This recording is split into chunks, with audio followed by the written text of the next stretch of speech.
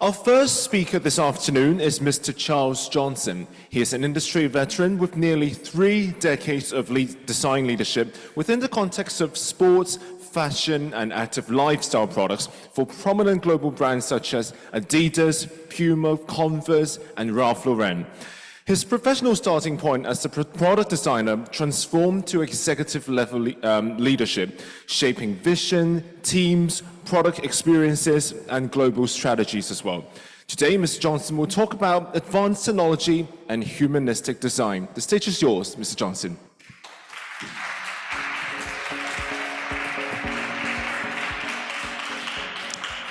Thank you very much. Let's get a little technical check here. I'm happy to take this mask off so I can breathe. If I pass out, it's because I haven't been able to breathe properly. Thank you, AiDLab, for inviting me to speak today, and thank you, audience, for your attention. You know, what I'm going to do today is talk about my work and my use of technology in that work. When I was approached by AiDLab and looking at the topic of the symposium, which was fashion and AI, well, I confessed, okay, I've been in the sports industry, which is related to fashion, but I'm not an AI expert. But they said, okay, talk about your work and some of the technology used. So that's what I'm going to do today. But I'm going to give you a little bit of my background to put things into context. Let's see here. To put, you know, the work that to put my journey into context. So, let's see here. Okay, let me back up. So yes, so I grew up around sports with a love of sports, and it was part of my community, part of my experience. I did a lot of sports, not really great. But what I learned was the empathy that I needed that would be later important to me, and that is to move with your body through space in a specific environment. And I took that with me. I studied design at Carnegie Mellon, and I fell in love with design. And I really fell in love with the approach or the way that Carnegie Mellon taught design, which was from a problem-solving standpoint. Design as the ability or a superpower to solve problems. Carnegie Mellon was also let's say, the home of a lot of technology that shaped the technological landscape that we know today. What I'm not saying is the Mac was designed at Carnegie Mellon, but it did launch when I was there. And what it did was bring the promise of technology to benefit our personal lives. I mean, the Mac came in a bag. You could carry it around. That was amazing. So I was smitten with technology. Another technological advancement that happened at the time while I was there, I didn't know it, but Puma was the first brand to connect a sneaker to a computer, literally connect it with a cable, so you could run, download data, and you know, plan your runs and so on. And that also would become really important to me later in my career. So I emerged from university with these passions of sport, design, and technology, and then design and the desire to solve problems. So my first job in the sports industry, I became a footwear designer. And what was really interesting about footwear design in the sports industry, that it was solving real problems. What we had to design had to work. Shoes couldn't fall apart on the pitch. You know, the idea was to make athletes better, faster, further, right? So they were really real world problems that we had to solve. Now fast forward to today, and sports is a stone's throw away from fashion, a stone's throw away from music. It's really permeated our culture. And that's what's really made it fun, is that I've been able to see my work all over the place. It's not, you don't have to look far. So that makes it fun. And I did that for global brands. I worked for Adidas, for Converse, for Ralph Lauren, In my latest role at Puma was Director of Innovation. And I was always driven to newness, that is, challenging the norms, thinking, the cliche, thinking outside the box. I was born outside the box. My black father married a white woman in a time that was extraordinary, so that was part of my experience, is to break norms, as an athlete and then as a designer. And later I led teams to do the same. So one-piece football kit, a connected running jacket, garments dyed using bacteria, all bringing newness to the industry. And design, or actually technology, has been a really important part of that journey. So one example, the promise of auto-lacing shoes, which emerged from the film Back to the Future. Puma was actually the first to commercialize that, to bring it to life. This was the one evolution of auto-lacing shoe called Fit Intelligence. The product had sensors in it. You could control it with an app. You could control it with a smartwatch. But one of the other things that was behind the development of Fit Intelligence was that we developed a beta tester program. And so what we did was we queried users of our fitness app to see if they wanted to test the shoe. And we got 29,000 people to sign up to test the shoe. Really, really interesting. And what we did was what we baked into the app was we used some technology like Instabug and Intercom to get real-time feedback. So not just the end product, but how we got there, we used technology as well. Now, what was the big deal about an auto-lacing shoe? Well, the promise was that an athlete moving in space, a basketball player takes a jump shot, the shoe has senses, the shoe knows, so when he lands, it laces up tighter, prevents injury. That was the promise of this kind of technology. But we didn't just do it in footwear, we did it in apparel as well. The Nightcat powered jacket is a jacket that had fiber optic cables embedded in it. And what it did was bring safety to runners at night. But it didn't just do that because it was connected. It could help guide your route. It could give you data, whether you're, data on your performance. And then also what it could do was allow you to, we created an experience so you could get a challenge from a runner in another part of the world and you could compete with them in real time. So not just technology, but also an experience. Now, embedding technology is one thing. We also use technology to develop product. Now at Puma, we had a 3-year relationship with MIT Design Lab. And what the lab would do was introduce us to new technological trends, and we would also brief them on particular things that we were interested in evolving and developing, to turn those into commercial possibilities in footwear. Now, one of the trends that they presented to us was the notion of, well, it existed in the industry. 3D printing started to emerge as a way to make footwear. So that was really intriguing. There wasn't a brand out there that it didn't catch their attention. Puma was included. So 3D printing promised unique performance qualities, unique aesthetics, but it was a very expensive and inaccessible way of making footwear. But yet, what structures could do in terms of cushioning were still intriguing.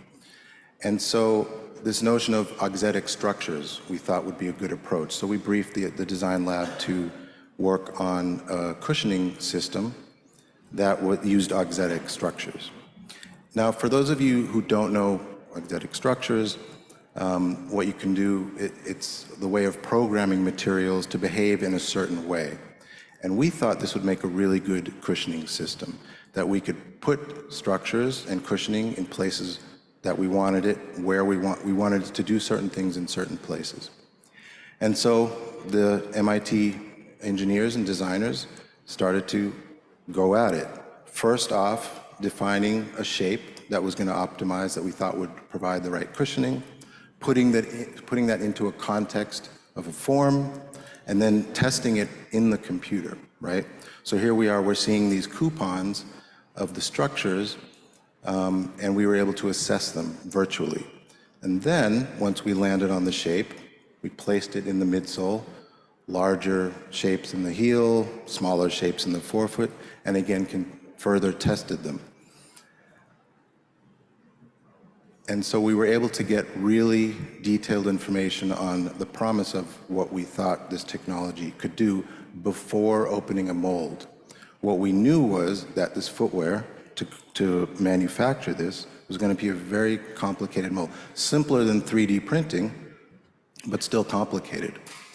And so this was the actual commercial product that we launched. And the key here is that, oh, missed a slide. The key here is that, again, we were able to figure out how to make this complex product before we actually had to open molds. For those of you in the industry who have to open molds, you know how costly that can be. You open a mold, you test it, revise it, open another mold. Well, we were able to go straight to molds. That was really cost savings, and we were able to validate our concept before we actually manufactured it. Another example of that in the apparel space is we were charged with designing a new sprint suit for our Olympic level athletes at 2020 Olympics. And so we drew on what we knew in the motorsports, Formula One in particular, and we focused on aerodynamics, in particular fluid dynamics. And we formed a hypothesis that said we could improve our athletes' speed, make them faster, by improving their aerodynamics. And so what we did was we hypothesized, we created these, what we call brushes on the side of the suit. And what the brushes would do would disrupt airflow around their sprinter's body, allowing her to run faster. So that was our hypothesis. But here again, what we needed to do was validate it, and we wanted to do that. We did that virtually. We partnered with Siemens, and what they did first was create a virtual sprinter in space, cast wind upon that sprinter, and we tested the sprinter both without our technology at first, and then with. And so what that allowed us to do was really analyze, you'll see in a bit, where the structures are on the suit, and we were able to measure drag coefficient, and see if our hypotheses actually worked. So you can see here the brushes that we've placed. And we like to think we were successful. So the Jamaican women's sprint team won first, second, and third using our suit. So we were very pleased with that. Now, the sports industry and brands like Puma were very tuned into youth culture. It became really apparent to us that gaming was important to our consumer, just like music, just like sports. And the default for professional gamers was that you'd give them football kits. Well, we wanted to figure out what to do, right? We couldn't stand on the sidelines. This is a big interest of our consumer. What we first did was we had to approach it as though we knew nothing, because we didn't really.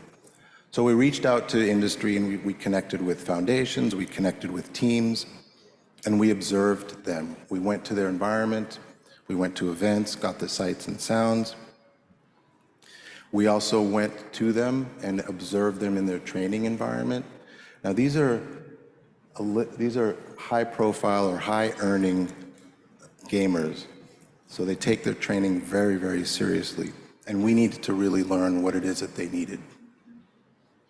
We met with them, asked them questions.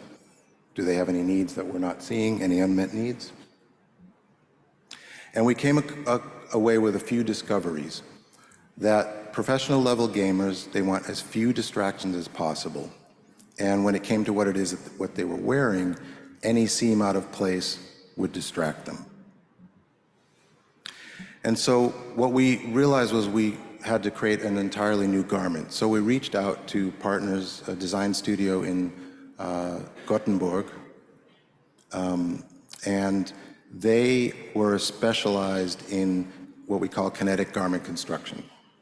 And that is the methodology of creating a pattern for a garment that's based on how the skin is draped over the body, over muscles, and how it moves. And what you can see here is it creates a very non-traditional pattern. And so what we did was we made proposed concepts based on this methodology, and we created kinetic gaming gear.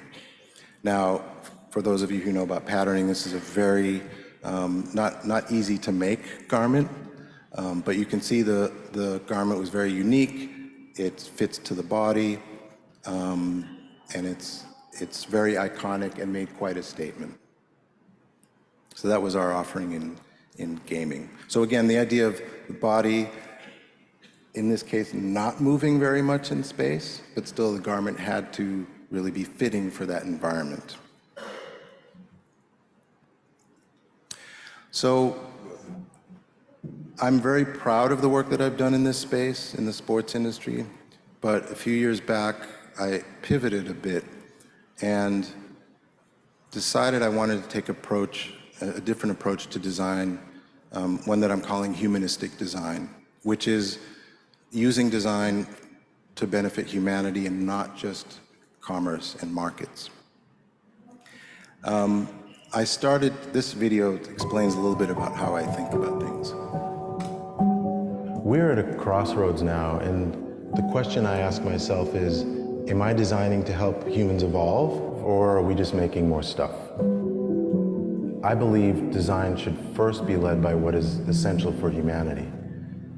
And it's my objective to bring human values back to design, to shape experiences that have a positive impact on health and on world balance.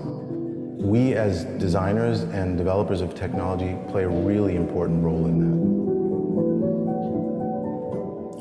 So I was able to explore this space of humanistic design already while I was at Puma. And in 2020, we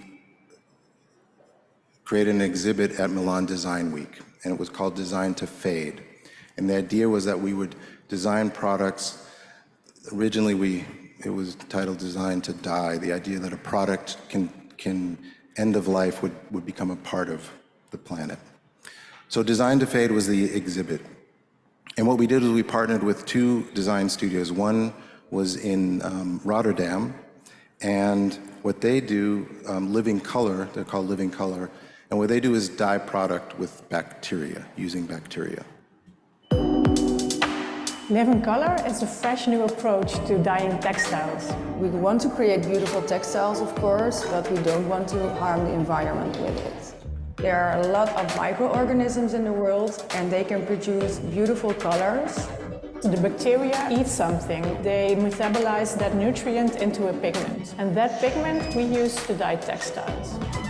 Puma really understands that a lot of new things are possible, and we really see a future where our clothes are dyed with bacterial pigments.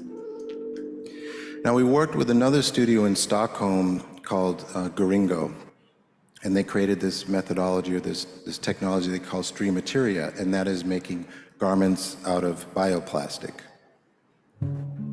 Streamateria is a textile-like material that is compostable, it has a short lifespan, and that can be experienced rather than owned.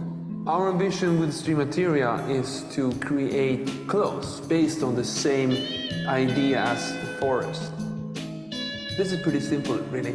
You can wear your garments whenever you want to wear them, and once you're done with them, you just put them in the food compost to become energy, not waste. So really interesting proposition, but I returned back to footwear because after all, I'm a footwear designer. And I was approached by, I started to broadcast this notion of humanistic design, and it got a bit of attention, and I was approached by an organization called Samaritan's Feet. And what Samaritan's Feet does is they bring shoes to the shoeless world. That is over 1.5 billion people are susceptible to foodborne diseases simply because they do not have shoes. And they do two things. They take donations from brands and give out shoes, but they also make a shoe. A very simple shoe, injection molded EVA shoe. And I was approached to design a new one. And this was the result. We're just beginning to see samples now. The idea is that it's a simple foot covering. It's not just a shoe, it also works in parity with a UNICEF program called Wash and Wear. So not only they provide footwear that covers the foot, but they also promote the importance of hygiene, foot and hand hygiene. And so we brought some of that into the design of the shoe, and there are some other characteristics of the shoe. It has antimicrobial material. It's a biodegradable enhancement or enhanced biodegrading material used. So an example of humanistic footwear design. And the benefit here is, yes, there's a functional benefit, but there's also an emotional benefit. And what do I mean by that? If you can protect your shoes and you don't get foot disease, then you can stay in school. If you stay in school, then you can get a job. If you get a job, then you can help your family and your community, and so on and so on. So it's really a much bigger offering than just a pair of shoes.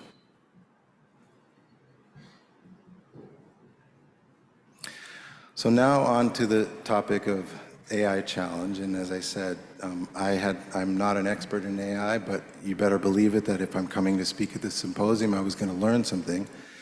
And so I did an experiment first off, and I'm going to offer a low voice of skepticism. I think we all know that we're in a new space, and some of the questions that are posed we can answer, but a lot of the answers were, you know what, I don't know, I'm trying to figure it out. And that's, I think, an important place to be right now. So, but I started out and I did an experiment, again with footwear, and I went to Midjourney and I prompted this. Imagine a running shoe that is white with wood details in the style of Dieter Rams. And this is what emerged. This was one of many options. This is one sample of what emerged. And then I thought, wow, that was kind of cool and kind of easy, maybe too easy. And I said, well, why stop with footwear? Let's do some apparel. And I simply added the word cued men's jacket. And I said, well, why not? Why stop at men's? Let's do a women's dress. Let's do some accessories. I'm into motorcycles. Let's have a motorcycle. Okay, cool. And it was a pretty interesting experiment. But what kind of caught me was, okay, AI is deceptively, what it produces is deceptively real. If that's true, then this would be the next possible step. This is just a placeholder for, I take this rendering, I spec it out, I send it to the factory, the sample comes back. Okay, it's a little more complicated than that. There are molds involved. But this takes out a lot of steps, okay? So there, I almost said it. AI will make designers redundant. Okay, but I'm not going to stop there. Oh, and by the way, you can do this anywhere, right? I just added the brand, and this is what it produced, okay? Very, very interesting. So, do the tools that we have, the AI tools that we have, it's, I would say, more about curation at the moment than it is about creation. Okay, fair enough. But I decided I really needed to understand what actually is AI. I'm not a scientist, but I needed to explore. And this is what Sam Altman has to say, to take in observations about the world and learn to make sense of them. So, key word here, the world. So then I said, if I look back, if I look into that a little bit further, there are 5 billion internet users worldwide, which is 63% of the global population, okay? So if that's true, if we look a little bit deeper, it's no surprise the developed world is taking the lead, right? So we start to see data's being skewed. So the data that AI uses, and I'm speaking in very generic terms, but the data that AI uses leaves out 40% of the people in the planet. And if you're addressing a problem or if you're approaching the use of AI, I would say that's not very intelligent. So what can happen is bias, and we're actually has seen that it already has happened. Facial recognition technology, Google's photo recognition platform identified black people as gorillas. We're starting to see the problems that are there. And oh, by the way, when I just queried teenager, I didn't specify the race, but this is what I got. Very interesting, okay? So design bias is the opposite of humanistic design, so that's kind of a problem in my thinking. But again, I won't stop there. What's also to note is that it's not a surprise when you look at tech jobs, the gender makeup of tech jobs, or tech culture itself, not entirely representative. So, is AI good? Well, if it can make me look like this, then I would say yes. But I'm not here to say no. That's not what I'm saying. But it is, we need to, again, continue to explore it and understand it. And here again, Sam Altman, he says you need to understand what's going on in the world, and you need to be able to think of new things, and you need to be able to take actions to accomplish goals, to solve problems. So, if that's true, then again, I believe AI can be used as a tool to solve real-world problems. So, how can it be used in humanistic design? Well, one of the clients that I have in Helsinki is reimagining care paths using AI. And they've developed, well, they were addressing a real-world problem. I was shocked to learn this. 30% of Americans eat fast food every day. It's not just America, there's other parts of the world. This is a real problem. That type of food amounts to poor diets, it taxes the insurance industry, and it just raises costs, right? So if that's true, what do? They've created an app that through image recognition, it helps to analyze the food that you're eating, and it's not just a diet app. It really has some wonderful benefits to it. Again, it uses image recognition software. You can take a photo of the food that you're eating, and what that does is it plugs you into a community. You can get healthcare professional guidance, meal guidance, and it helps you make better choices in food. And it also plugs you into a community. So it helps the consumer, and it also helps healthcare professionals treat many more people simply through this technology. So I will continue as we're exploring this technology and what it is that it can do. I'm going to continue on this journey. This fall, I'll be starting a faculty teaching position at Carnegie Mellon. And I'll be teaching at the Entertainment Technology Center. And what that is, it's a partnership between the College of Fine Arts and the School of Computer Science. And what we're offering is a master's degree program. And it brings together these disparate schools and studies in creating this interdisciplinary program that will better prepare leaders or tech folks to be better leaders when they get out into the world. Drawing on art, technology, and design. So not just a single view on education, but an interdisciplinary view. And that's going to be really, really important moving forward, especially when we're looking at something like AI. Some of the conversations that were going on the panel discussion this afternoon was whether you're a technology developer or a designer, to be able to look into the eyes and understand what others are able to do and what their expertise are, not stand off, but embrace them and collaborate as teams. That's going to be really important to help figure out what this technology is. So an overview, well, I talked a little bit about what the program does. Key words here in the mission are interdisciplinary and creative leaders, right? That's what the program will deliver to their students. So I'm going to bring this challenge to students at Carnegie Mellon, and I would encourage everyone in the room, designers, tech developers, to really explore the fringes of this technology and to see what AI can do, shape it into a way that make it what you want it to be, not just a tool served to you that you're forced to use, but really get involved and be connected to the folks that are developing this technology and help make it into what you want it to. And make it into something that empowers people and doesn't degrade them. That's what I intend to do, and that would be my challenge to the room. There's a lot of people here doing different things, whether you're creative or technology-minded.